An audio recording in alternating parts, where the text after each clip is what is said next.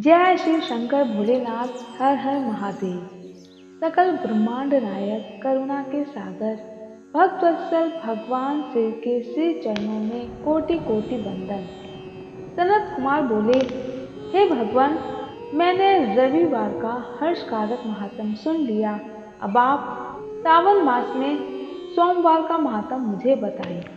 सोम चंद्रमा का नाम है और यह ब्राह्मणों का राजा है, क्योंकि यह वार मेरा ही स्वरूप है, अतः इसे सोम कहा गया है। 12 महीनों में अत्यंत श्रेष्ठ सोमवार को करने से अगर कोई असमर्थ हो तो सावन मास में इसे अवश्य करना चाहिए। इस व्रत को करके मनुष्य वर्ष भर के व्रत का फल पाता है।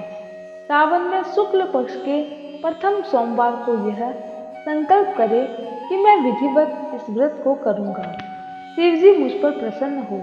इस प्रकार चारों सोमवार के दिन, और यदि 5 हो जाए तो उसमें भी संकल्प करके शिव जी का पूजन करें। 16 उपचारों से सायंकाल में भी शिव जी की पूजा करें। सावन मास के प्रथम सोमवार को स्नान करके पवित्र होकर श्वेत वस्त्र धारण कर लें और काम, क्रोध, अहंकार, द्वेष, निंदा आदि का त्याग करके मालती, मल्लिका आदि श्वेत पुष्पों को लाएं। इसके अलावा विविध पुष्पों से अभिष्ट पूजनोपचारों के द्वारा त्र्यंबक इस मूल मंत्र से भगवान शिव की पूजा करें। उसके बाद कहें, मैं शैव भावनाश महादेव, उग्र उग्रनाथ, भाव शशि मोली, रुद्र नीलकंठ शिव तथा भवहारी का ध्यान करता हूँ। जो लोग सोमवार के दिन माता पार्वती सहित भगवान शिव की पूजा करते हैं, वे पुनरावृत्ति से रहित अक्षय लोक को प्राप्त होते हैं। हे सनत कुमार, सावन मास में सूर्यास्त के 1.5 घंटे बाद जो पूरे महीने एक समय भोजन करता है, वो अपने 7 जन्मों के पाप नष्ट करता है। वह जिस जिस अभिष्ट की कामना करता है उसे पा जाता है। इस लोक में दीर्घकालिक वांछित सुखों भोगों को भोग कर अंत में श्रेष्ठ विमान पर आरूढ़ होकर वह रुद्र लोक में प्रतिष्ठा प्राप्त करता है। चित्त चंचल है, धन चंचल है और जीवन भी, ऐसा समझकर प्रयत्न पूर्वक व्रत का उद्यापन करना चाहिए। चांदी के वृषभ पर विराजमान सुवर्ण निर्मित भगवान शिव एवं माता पार्वती की प्रतिमा अपने सामर्थ्य के अनुसार बनानी चाहिए। धन की कृपणता नहीं करनी चाहिए। उसके बाद एक दिव्य तथा शुभ लिंगतोभृत मंडल बनाएं। उसमें 2 श्वेत वस्त्रों से युक्त एक घट स्थापित करें। घट के ऊपर तांबे एवं बांस का बना हुआ पात्र रखें और उसके ऊपर उमा सहित शिव को स्थापित करें। उसके बाद श्रुति, स्मृति तथा पुराणों में कहे गए मंत्रों से शिव की पूजा करें। पुष्पों का मंडल बनाएं, इसके ऊपर सुंदर चंदोवा लगाएं, उसमें गीतों तथा बाजों की मधुर ध्वनि के साथ रात में जागरण करें। उसके बाद बुद्धिमान मनुष्य अपने गृह सूत्र में निर्दिष्ट विधान के अनुसार अग्नि स्थापन करें और फिर शिव आदि 11 श्रेष्ठ नामों से पलाश की समिधाओं से 108 आहुति प्रदान करें।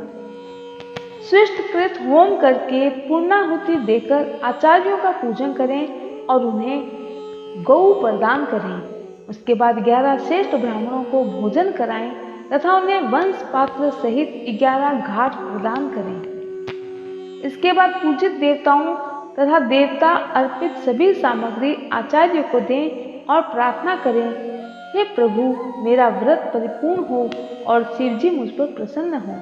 इसके बाद बंधुओं के साथ हर्षपूर्वक भोजन करें। इसी विधान से जो मनुष्य इस व्रत को करता है, अभिलाषित वस्तु की कामना करता है, उसे प्राप्त कर लेता है, इसमें कोई संशय नहीं। अंत में शिव लोक को प्राप्त करके लोक में पूजित होता है। हे सनत कुमार, सर्वप्रथम भगवान श्री कृष्ण ने इस मंगलकारी सोमवार व्रत को किया। श्रेष्ठ आस्तिक तथा धर्मपरायण राजाओं ने भी इस व्रत को किया। उनमें से एक की कथा को तुम एकाग्रचित होकर सुनो, इसके सुनने मात्र से शिव की कृपा प्राप्त होती है। एक बार किसी एक नगर में साहूकार था। उसके घर में धन की कोई कमी नहीं थी, सभी प्रकार के सुख थे, लेकिन कोई संतान न होने के कारण वह बहुत दुखी था। संतान प्राप्ति के लिए उसने सोमवार को व्रत रखा और पूरी श्रद्धा के साथ भगवान शिव के मंदिर जाकर भगवान शिव और माता पार्वती की पूजा किया करता था। साहूकार को ऐसा करते हुए अनेक वर्ष व्यतीत हो गए। उनकी भक्ति देखकर माता पार्वती ने प्रसन्न होकर भगवान शिव से कहा, हे प्रभु, मैं आपके इस भक्त को अनेक वर्षों से आपकी पूजा बड़ी ही श्रद्धा और भक्ति भाव से करते हुए देख रही हूँ। अब आप अपनी कृपा बरसाएं। पार्वती के ऐसा आग्रह करने पर भगवान शिव ने कहा, हे पार्वती, इस संसार में हर प्राणी को अपने कर्मों के अनुसार फल मिलता है और जिसके भाग्य में जो हो उसे भोगना ही पड़ता है। इस साहूकार के साथ में भी वही हो रहा है। इसके भाग्य में पुत्र का सुख नहीं है, लेकिन पार्वती जी ने साहूकार की भक्ति देखकर मनोकामना पूर्ण करने की इच्छा व्यक्त की। तब भोलेनाथ बोले, ठीक है पार्वती, मैं तुम्हारे कहने पर संतान सुख तो दे देता हूँ। यह 12 वर्ष से लेकिन अधिक जीवित नहीं रहेगा। कुछ दिनों में साहूकार के घर एक पुत्र का आगमन हुआ, लेकिन साहूकार को इस बात की ना तो खुशी थी और ना ही दुख। वह पहले की भांति भगवान शिव की पूजा करता रहा। जब वह बालक 11 वर्ष का हुआ तब साहूकार ने उसे पढ़ने के लिए काशी भेजने की सोची। साहूकार ने पुत्र के मामा को बुलाकर सारा धन देते हुए कहा कि तुम इस बालक को काशी विद्या प्राप्ति के लिए अपने साथ ले जाओ। रास्ते में यज्ञ कराते जाना और ब्राह्मणों को भोजन दक्षिणा देते जाना। दोनों मामा भांजे इसी तरह यज्ञ करवाते हुए दान दक्षिणा देते हुए काशी के लिए निकल पड़े।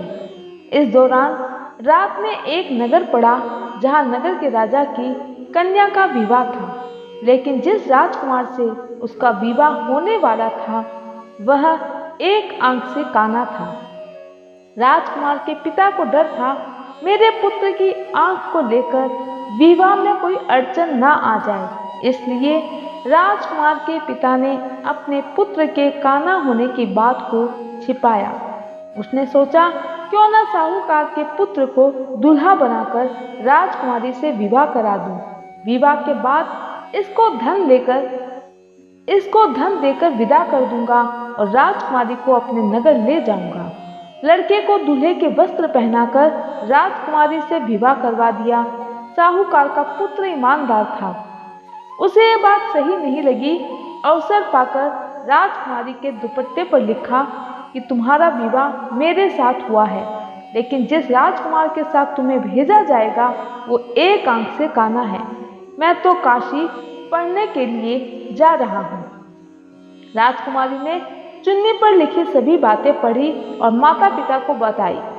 राजा ने अपनी पुत्री को विदा नहीं किया और बारात वापस चली गई। दूसरी तरफ साहूकार का लड़का और मामा काशी पहुंचे और जाकर वहां पर भी पहले की तरह यज्ञ और दान पुण्य करते रहे।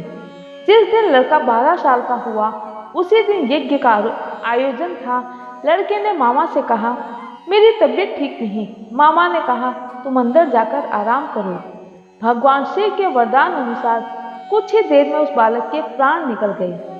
मृत भांजे को देखकर मामा ने विलाप करना शुरू कर दिया। संयोगवश उसी समय भगवान शिव और माता पार्वती जा रहे थे। माता पार्वती ने भोलेनाथ से कहा, स्वामी, ये रोने के स्वर को मैं सहन नहीं कर पा रही हूँ, इस व्यक्ति के कष्ट को दूर करें।